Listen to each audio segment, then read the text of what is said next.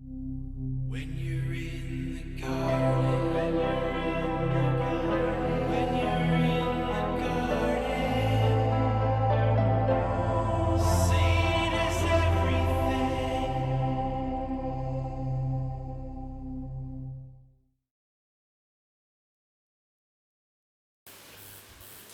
Vamos a realizar la introducción a fracciones. Definimos una fracción como el cociente entre dos números enteros. Expresaremos de esta forma que se leerá A partido por B.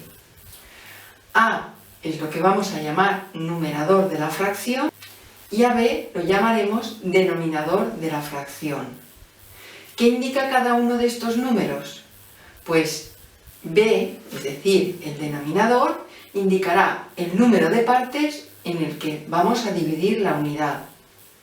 Y A, es decir, el numerador, será el número de partes que tomaremos de esa unidad. Si el numerador es un múltiplo del denominador, el resultado es un número entero, como sucede aquí. 6 partido por 3 sabemos que es 2.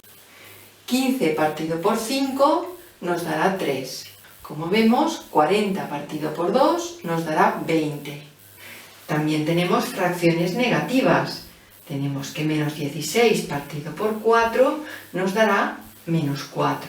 Si el numerador no es un múltiplo del denominador, el resultado no será un número entero y el cociente nos dará un número decimal. Vemos que 4 partido por 5 nos dará 0,8. Menos 14 partido 3 nos dará menos 4,6666.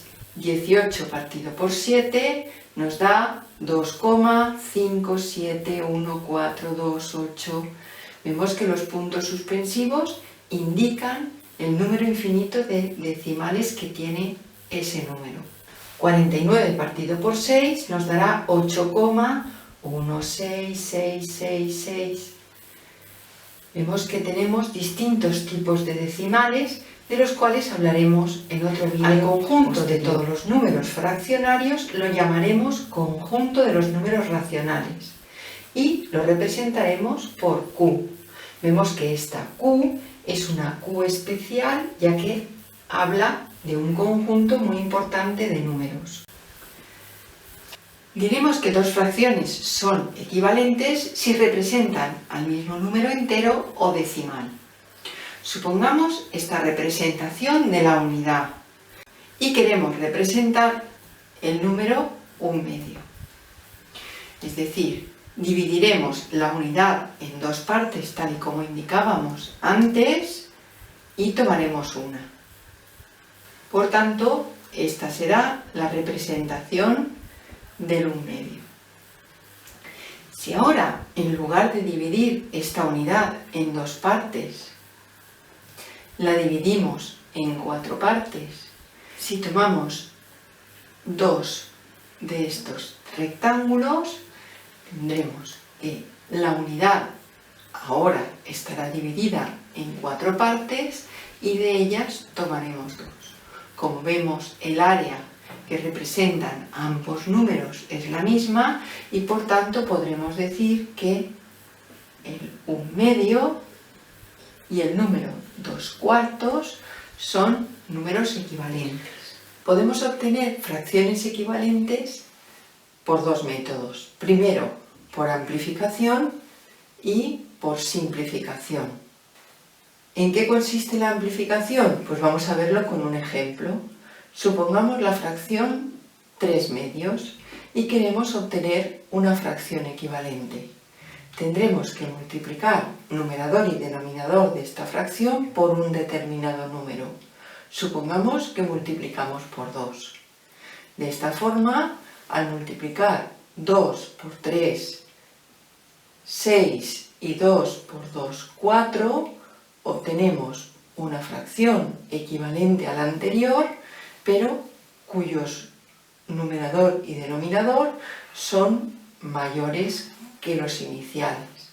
Supongamos ahora que queremos multiplicar la fracción inicial por 3.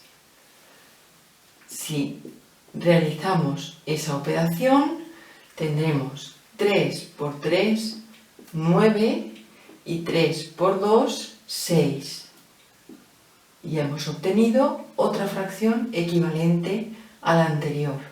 Multiplicaremos ahora la fracción inicial por 5 para obtener otra fracción equivalente.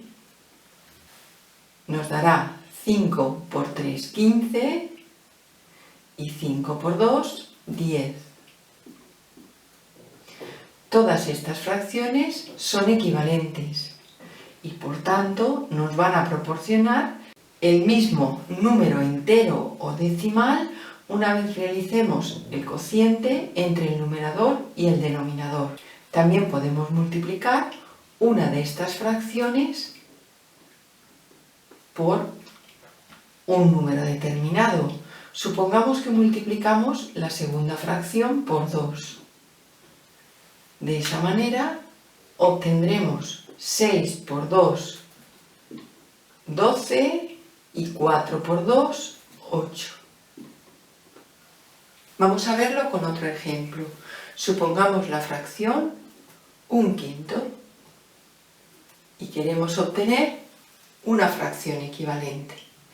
Multiplicaremos, por ejemplo, por 3. Y de esta manera obtendremos 3 por 1, 3 y 3 por 5, 15. Si multiplicamos ahora la fracción inicial por 4, tendremos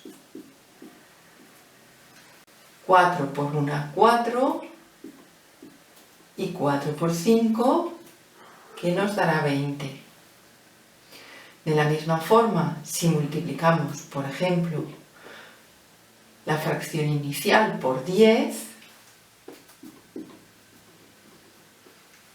obtendremos 10 por 1, 10 y 10 por 5, 50. Todas estas fracciones corresponden al mismo número decimal. Vamos a ver cómo vamos a actuar utilizando la simplificación.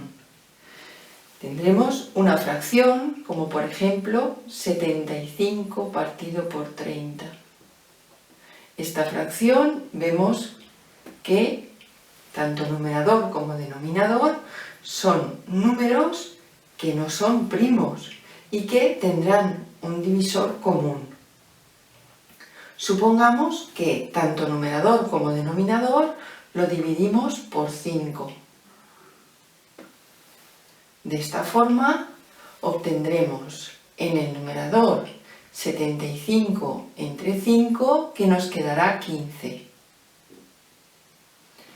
Y 30 entre 5, que nos quedará 6.